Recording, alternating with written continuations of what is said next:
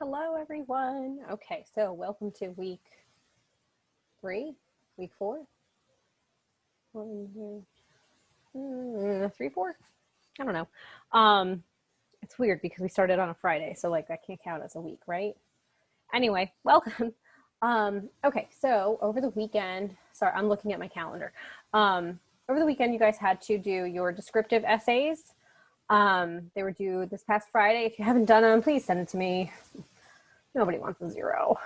Anyway, you also had to read Toni Morrison's A Slow Walk of Trees for the compare and contrast essay that you're going to be doing this Friday, or that you're submitting at least by this Friday at midnight to Blackboard. Anyway, let me pull that up real fast, and we shall talk about it once I remember where all my stuff is. Sorry. I have so many folders that I don't really pay attention to where I put things. I should probably do that. Okay. So we hear a few different things in this wonderful piece by Toni Morrison, and most of us should know Toni Morrison by, if you don't know her, that's fine, obviously. But she wrote The Bluest Eye, and she also wrote Beloved, which is a fantastic story. I didn't really appreciate it until probably my senior year of college.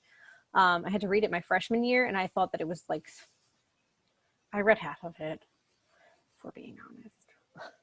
I didn't like it at first, but then I learned to appreciate what it was really about. Okay, so anyway, sorry. All right, A Slow Walk of Trees. So this is a very subtle compare and contrast essay. All right, we learn about this man named John Solomon Willis, who hears about the Emancipation Proclamation, which gives us a reference of time. Okay, he was the grandfather. He had, we kind of go into this history of John and his wife, okay, Ardelia. So the idea is that Ardelia and her children were slaves, and they snuck out and they escaped to freedom. Okay. Now this couple they have been deceased now for 30 years. So now we're kind of getting, we are told at the beginning, I should say, he was my grandfather. So we're told that this is now from the grandchild's point of view. So that's our narrator is a grandchild. We're not told though if it's Toni Morrison herself or if it is some other, fictional child. Okay. Sorry, I have to kind of review it as we do this at the same time because I read it, but then I forget everything I read. Typical, right? And don't we all do that? So anyway, some of the things that they go over are how vastly different the two are. Okay. The one, where is it? I have to.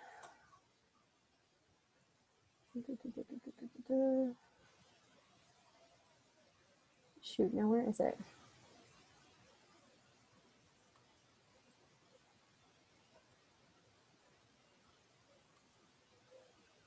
I'm sorry, I feel like I'm going to tell you the wrong. Okay, so I'm not wrong. Oh my gosh. I had a complete moment where I thought that I was pulling information from the wrong story, and I had to look for it before I start talking about it. So we have these two contrasting people, right? So we have the grandfather and the grandmother, and it says, while my grandparents held opposite views on whether the fortunes of Black people were improving, my own parents struck similarly opposed postures, but from another slant. Okay, so now we are comparing and contrasting the opposite views of the grandparents to the parents. Okay, the mom is a little more gentle, as a woman typically seems to be or is stereotyped to be, whereas the father is a little more harsh, a little more aggressive. Okay, the example that is given is that the mother would go to stores to pay her bills to show that she was an upstanding citizen, that paid her bills on time, and that she was never, you know, she was never trying to skip the system, or I suddenly can't think of the phrase that I wanted to use. I can't, it'll come to me. Okay. But it's how vastly different we can be from our own set of parents, and how we learn how to be our own people from our own parents. We talk a lot, or I'm sorry, Morrison writes a lot about how people felt hopeless. He was certain that white people of every political, religious, geographical, and economic background would band together against Black people everywhere when they felt the threat of our progress. Okay, now that's a key term that you should think of, is progress, with this particular essay. Okay, and we'll get there in a second. So, you know, she brings up Dr. King. Okay, and then there are many statistics that are written of 140 Black mayors in the country, 14 Black judges, 4 in the courts of appeals, and 1 on the Supreme Court, 17 Blacks in Congress, 1 in Senate, 276 in state legislatures. Okay, so it's a lot about, this essay is mostly about Blacks versus white, which is very relative to today. However, it's obviously different because these numbers are now at this point skewed. They're different. But I think that it can go for the fact that grandparents and parents have completely different sets of views. I know personally I have different views from my parents, and so on and so forth, and so does my husband. So they held opposite views on whether the fortunes of Black people were improving, as I said before, as I read this before. The father of the narrator is somebody who believes in hard work, okay, and becomes outraged at the idea that people are purposefully slacking to benefit from a system.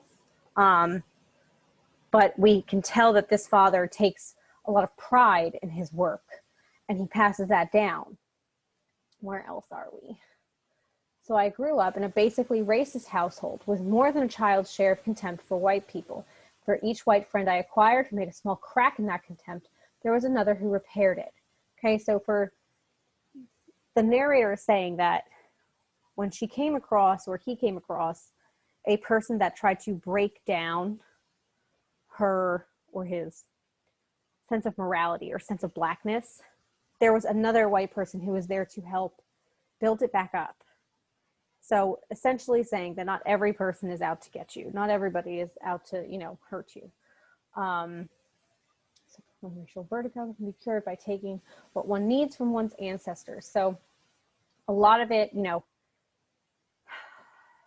I do feel that there is much deeper meaning in this particular essay with everything that's going on today, but obviously that's not what I'm here to talk about.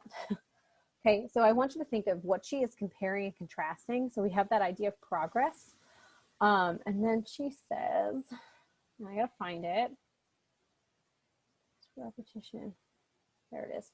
The question is whether our walk is progress or merely movement.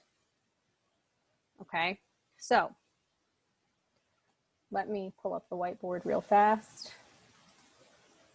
Just bear with me. Okay, there we go. I don't want red. I'm going to do maroon because it looked pretty. So we have progress. These are the compare and contrast, okay, versus movement. How can you have one without the other? But what do they each mean? Okay, so progress versus movement, we'll put, what do they mean? Shoot, sorry. Do they mean, can you have one without the other? Okay, and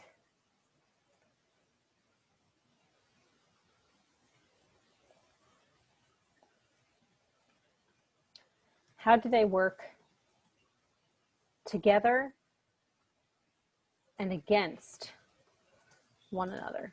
Okay, so now something that we can think of today would be the Black Lives Matter movement, and that is a movement, not a progress. Okay, it is called a movement, but that movement has made progress over the years. Okay, so it's probably the easiest thing that I can pull off the top of my head right now, mostly because it's so prominent in the world. So now it's just something to think about. Okay, how can you have one without the other? But do they work together? Is it working against one another? The progress that a movement might make, does it help? Does it hinder? Okay, so it's a lot to think about. And that's essentially what her essay is about, and says that it is a slow walk of trees. Now I'm going to draw a picture because why not? Okay, and I want it to be green. No, I want it to be brown. Sorry. Okay, so let's say we have this hill. Okay, there's our hill. I know I could draw better, but I'm not, because I'm not an artist. I'm an English teacher. Okay, so you have, this is a tree. Sorry, I'm trying to use my mouse, so it's not very good. Okay, here's another tree. Tree. Oh God, they're getting worse. The control of my mouse is just slowly slipping. Okay, they look like little Christmas trees. That one was probably my best. Go me. Okay, so as you're seeing me draw these trees, you can see how they're kind of moving up the hill. Now, if I drew them the other way, then they would be moving down the hill. So is that progress? Is it movement? It's a slow walk of trees, okay, as we watch it, right? So now the idea is that it's an idiom. It is not a real phrase. Trees don't walk, but it's how you're viewing it, is that the trees are either going up in a movement or they're coming down in a movement, okay? So that's the idea of the visual behind it. Let's see if I can pull it back up. So think of how something maybe has progressed, has moved across time, okay? That's what she is writing about. She is writing essentially about politics and race in this particular essay, and comparing them to progress and movement, that despite the fact that maybe we have made progress and made strides, that maybe we're not moving anywhere. Maybe we have no momentum to go forward. Okay, so it's just something to think about. And then of course we have the compare and contrast essay. Compare, contrast, oh, there we go, okay. So, compare and contrast essay. So we have our comparative terms, like, as well, both, in common, same, similar. Then we of course have the contrasting terms. Instead, on the other hand, although, whereas, meanwhile, in contrast to, she does not use this particular language, but Toni Morrison is a wonderful writer anyway, and she's very eloquent in her writing. Okay, but I'm looking for more of these particular terms for your essay that you're doing for Friday, okay? Excuse me. Okay, so you're going to provide similarities, you're going to provide differences between things or people and events. The function is to point out the qualities and deficiencies of these, okay? It would help make a critical decision on where you might stand for something. It helps you see two sides of the same coin, okay? You can't compare an apple to an orange because they're completely different, but you can compare a Red Delicious to a Granny Smith, okay? So again, these are very simple. Let's pull up now your assignment, if I can find it. Sorry, guys. There it is. Oops. Okay. Sorry. Okay. Oh, it's not sharing anymore. Sorry, guys. Here it is. Okay. Okay, so your compare and contrast essay right here. Okay, so she chooses a political discussion to compare against the look of a slow walk of trees. You obviously don't need to go that deep, but maybe you could think of a movie to its book version. Okay, so you are very basically comparing and contrasting two things. Okay, but they need to be in the same family. You know, so like the apples, obviously you're not going to compare an apple to a banana. Yes, they're both fruits, but they're completely different. Completely different. They're not going to, the only commonality that they'll have is that they're both fruits. So think of all the Harry Potter movies. Think of The Hate U Give if you've seen it. Maybe you already have read it. I don't know. We're going to read it in the next few weeks. We're going to start it. Okay, so think of things that we compare and contrast daily. Okay, maybe you're comparing and contrasting the treatment that you receive from your parents to the treatment that your brother or sister receives. I don't know. Compare and contrast the dogs or cats or whatever that you've had in your family. So something of that nature, okay? Very simple though. Try not to overthink it, but I do want to see those particular terms, the comparison terms and the contrasting terms. So such as, like, as, well, the difference, whereas, however. Okay, so those types of terminology I would like to see. Oops. Am I not? Yeah, okay, cool.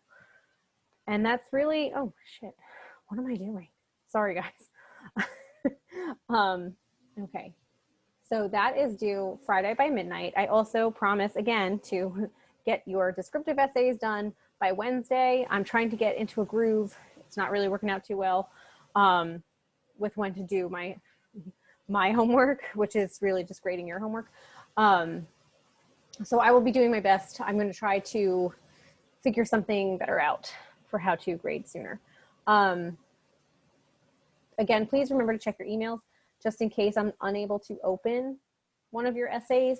I'm going to send you an email through RCBC's email to ask you to just send it to me there.